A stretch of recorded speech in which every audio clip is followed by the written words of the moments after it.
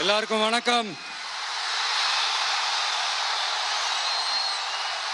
எல்லாரும் எப்படி இருக்கீங்க? வணக்கம். சாரி, எல்லாரும் எப்படி இருக்கீங்க? சாரி, கொஞ்சம் லேட் ஆயிடுச்சு.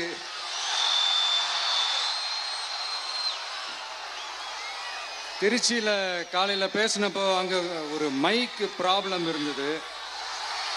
அதனால அங்க பேசினதுல ஒரு சில விஷயங்களை இங்க நான் திரும்ப ரிப்பீட் பண்றேன்.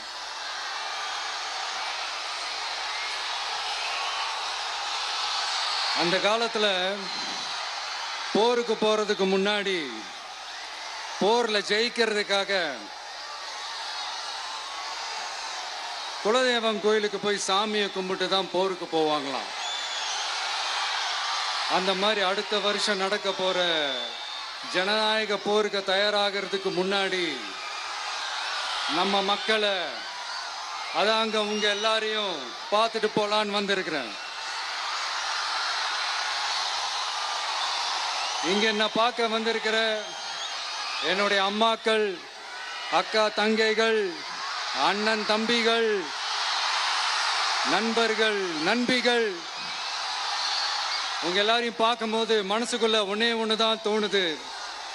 உங்களோட இந்த அன்புக்காக எவ்வளவு பெரிய உயரத்தையும், எவ்வளவு பெரிய வருமானத்தையும், எவ்வளவு பெரிய வசதியையும் தூக்கி எறிஞ்சிட்டு வரலாங்க.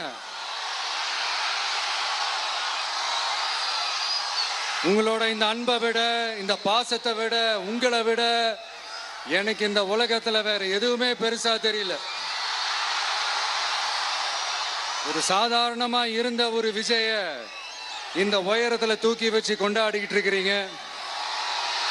உங்க வீட்டுல ஒருத்தனாவே ஆக்கிட்டீங்க, உங்க சொந்தக்காரனாவே ஆக்கிட்டீங்க. என்னங்க பெரிய பணம் வேணுங்கிற அளவுக்கு பார்த்தாச்சு. அரசியலுக்கு வந்துதான் நான் பணம் சம்பாதிக்கணுமா என்ன? அதுக்கு கொஞ்சம் கூட அவசியமே இல்லை.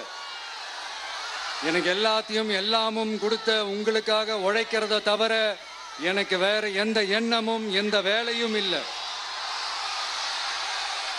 விஜய், விஜய் அண்ணா, விஜய் தம்பி, விஜய் தம்பி, நம்ம விஜய், நம்ம விஜய்ன்னு என்னடா இந்த விஜய் தனியாளா இருப்பான்னு பார்த்தா எப்ப பாரு மக்கள் கடலோட மக்கள் கடலாவே இருக்கிறானேன்ட்டு இந்த எதிரிகளுக்கெல்லாம் தெரிஞ்சவன நம்மளை பத்தி கண்ணாபின்னான்னு பேச ஆரம்பிச்சிருக்கிறாங்க.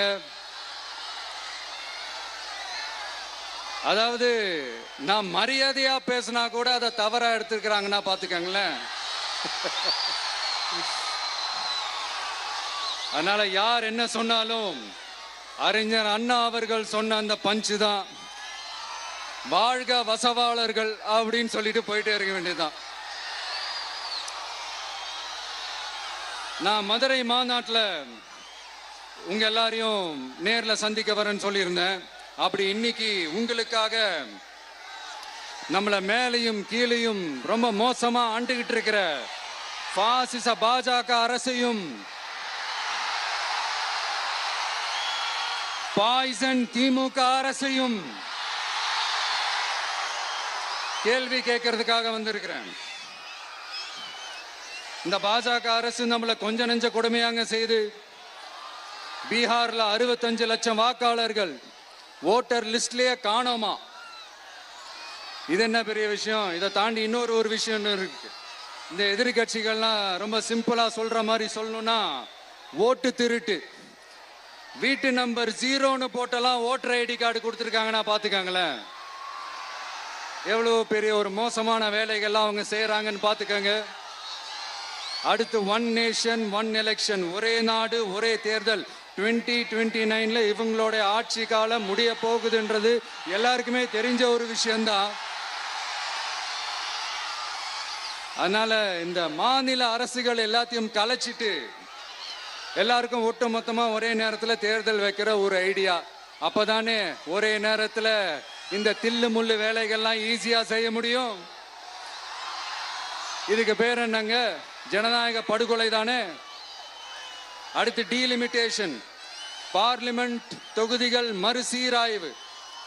நம்ம சவுத் இந்தியாவை விட நார்த் இந்தியாவுக்கு அதிகமான பார்லிமெண்ட் தொகுதிகள் கிடைக்கிற மாதிரி ஒரு மோசடி வேலையை ஒன்று செஞ்சுக்கிட்டு இருக்கிறாங்க.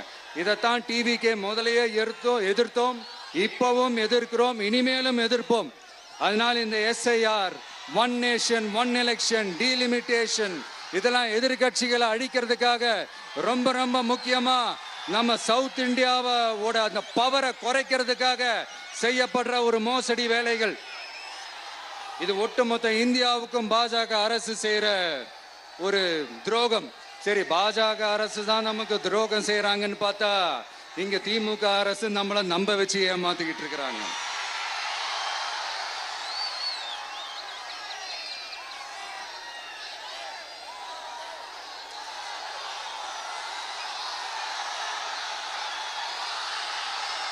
கிட்டத்தட்ட நானு நீங்க எல்லாருமா சேர்ந்து தான் இவங்க நல்லது செய்வாங்கன்னு நினைச்சு தேர்ந்தெடுத்தோம். ஆனா நீங்க பாத்தீங்கன்னா, thank you, I love you, thank you thank you thank you.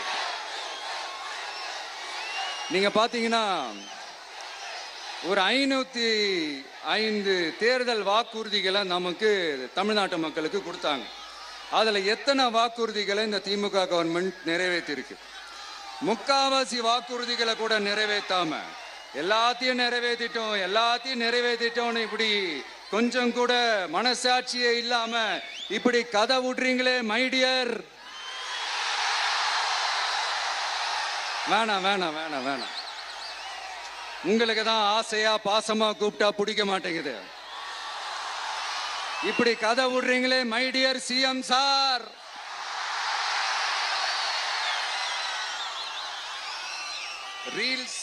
Reels வேற, ரியாலிட்டி வேற நீங்களே சொல்லிட்டு இப்ப நீங்க விடுறது அம்பட்டும் ரீல்ஸ் தான்.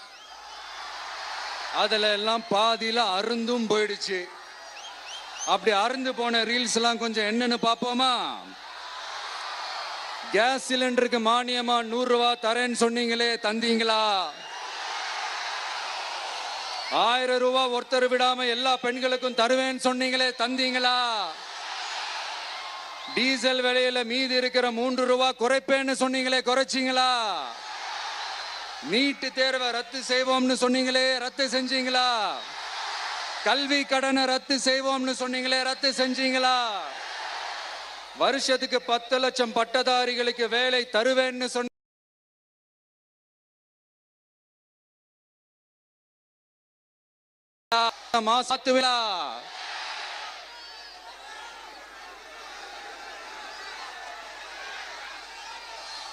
மீனவர்களை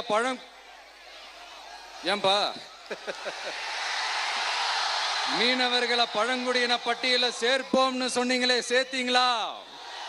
மீனவர்களுக்கு 2 லட்சம் வீடுகள் கட்டித்தரப்படும் சொன்னீங்களே, கட்டி தந்தீங்களா? அனைத்து மீனவ கிராமங்களிலும் மீன் உலர்த்தும் தளம் அமைக்கப்படும் சொன்னீங்களே, அமைச்சு கொடுத்தீங்களா? நெசவாளர்களுக்கு கூட்டுறவு சங்கத்துல கொடுக்கிற கடனுக்கு வட்டி 12% இருந்து 8% குறைக்கப்படும் சொன்னீங்களே, குறைச்சிங்களா? ஆட்டோ ஓட்டுறவங்களுக்கு சொந்த ஆட்டோ வாங்க 10,000 மானியம் வழங்குவோம்னு சொன்னீங்களே, வழங்குனீங்களா? அரசு ஊழியர்கள் ஆசிரியர்களுக்கு ஓல்டு பென்ஷன் ஸ்கீம் கொண்டு வருவேன்னு சொன்னீங்களே, கொண்டு வந்தீங்களா? பகுதி நேர ஆசிரியர்களுக்கு பணி நிரந்தரம்னு சொன்னீங்களே, செஞ்சீங்களா? சத்துணவு மற்றும் அங்கன்வாடி பணியாளர்களுக்கு அரசு பணி உறுதின்னு சொன்னீங்களே, செஞ்சீங்களா? முதியோர் உதவித்தொகை 1500 ரூபாய் தருவேன்னு சொன்னீங்களே, தந்தீங்களா? தமிழகத்தில் இருக்கும் வேலை வாய்ப்புகள்ல 75% தமிழர்களுக்கு என்ன சொன்னீங்களே, தந்தீங்களா? 3 லட்சத்துக்கு மேல் இருக்கிற காலி பணியிடங்கள் நிரப்பப்படும் சொன்னீங்களே, நிரப்புனீங்களா? தூய்மை பணியாளர்கள் பணி ஊதியம், ஓய்வூதியம் போன்ற கோரிக்கைகள் நிறைவேற்றப்படும் சொன்னீங்களே, நிறைவேற்றினீங்களா? மக்கள் நல பணியாளர்களாக 25,000 பெண்கள் நியமிக்கப்படுவார்கள் சொன்னீங்களே, நியமிச்சீங்களா? ரேஷன் கடையில் மீண்டும் உளுந்து வழங்கப்படும் சொன்னீங்களே, கொடுத்தீங்களா? அனைத்து அரசு வேலை வாய்ப்புகளிலும் பெண்களுக்கு 40% முன்னுரிமை வழங்கப்படும் சொன்னீங்களே, கொடுத்தீங்களா? 35 வயதுக்கு மேற்பட்ட திருமணமாகாத ஆதரவற்ற பெண்களுக்கு கல்வி தகுதிக்கு ஏற்ப அரசு வேலை வழங்கப்படும் சொன்னீங்களே, வழங்கினீங்களா?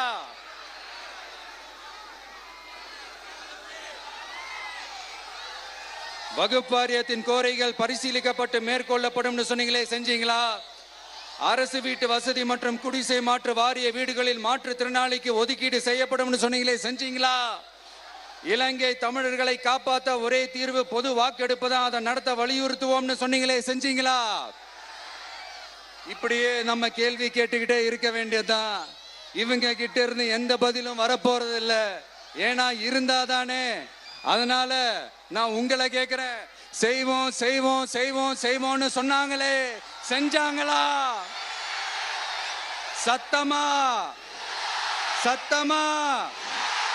மை டியர், வேணாம் வேணாம் வேணாம். அப்படி கூப்பிட்டா, ஆசையா பாசமா கூப்பிட்டா அவங்களுக்கு பிடிக்க மாட்டேங்குது. அதனால கேக்குதா மை டியர் சிஎம் சார்? அவங்க பண்றது துரோகம்னா நீங்க பண்றது நம்பிக்கை மோசடி. இது ரெண்டுமே ஒண்ணுதான், ரெண்டுமே ஏமாத்து வேலை தான். இது ரெண்டுமே ஜனநாயக குற்றம் தான். இப்படி ஏமாத்துறதுல இவங்க ரெண்டு பேருமே ஒரே வகைரா தான்.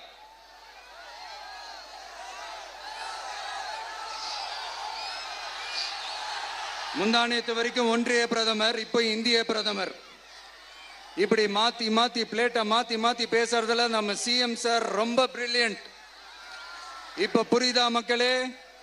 மறைமுக உறவுக்காரர்கள்னு நாம ஏன் சொல்றோம்னு? சரி, இப்ப நம்ம அரியலூர் மாவட்டத்துக்கு வருவோம்.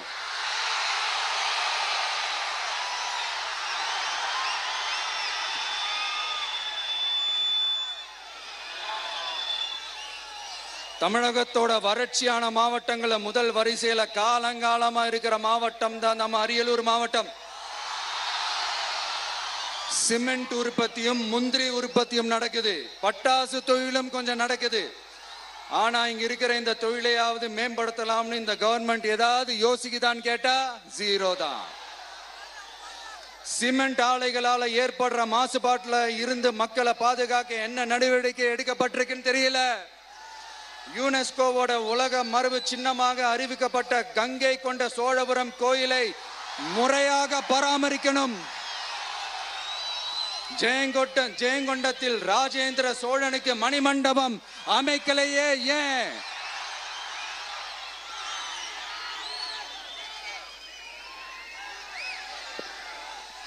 மருதையாத்தோட குறுக்க வாராணவாசி தடுப்பணை கட்டுறதை பத்தி 4 வருஷமா கண்டுக்கலையே ஏன்? அரியலூர்ல இருந்து ஜெயங்கொண்டான் காட்டுமன்னார் கோயில் வழியாக சிதம்பரத்துக்கு ரயில்வே வழித்தடம் அமைக்கணும்ன்ற கோரிக்கை என்னாச்சுன்னு தெரியல. ஜெயங்கொண்டத்திலிருந்து கும்பகோணத்திற்கு ரயில்வே வழித்தடம் அமைக்கணும்ன்ற கோரிக்கை என்னாச்சுன்னு தெரியல. அரியலூர்னாலே முந்திரி உற்பத்தி தான் பிரதானம். அதனால முந்திரி தொழிற்சாலை அமைக்கணும்ன்ற கோரிக்கை என்னாச்சுன்னு தெரியல. இந்த மாவட்ட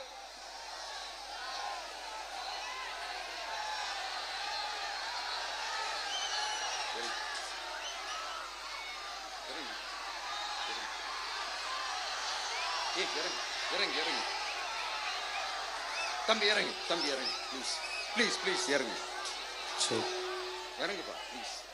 அண்ணா அது சாஞ்சி போயிடுச்சுண்ணா, இறங்க சொல்லிருங்கண்ணா. விஜயண்ணா சாஞ்சி போச்சுண்ணா, அது இறங்க சொல்லிருங்கண்ணா.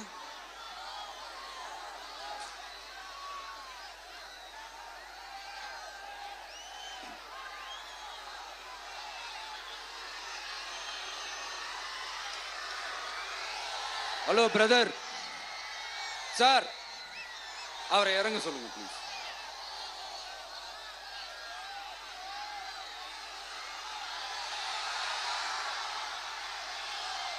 இந்த மாவட்டத்தை சேர்ந்தவர் போக்குவரத்து அமைச்சராக இருந்தும் போதுமான பேருந்து வசதி இல்லையே ஏன்?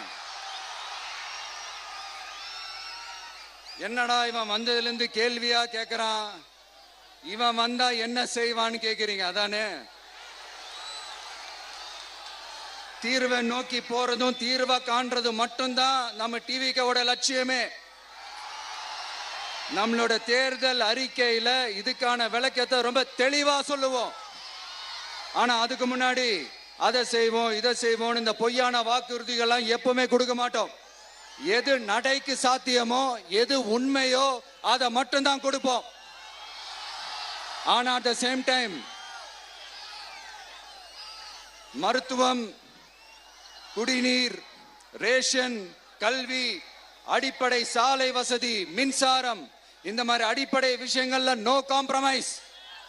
பெண்கள் பாதுகாப்புல, சட்டம் ஒழுங்கு பாதுகாக்கிறதுல நோ காம்ப்ரமைஸ்.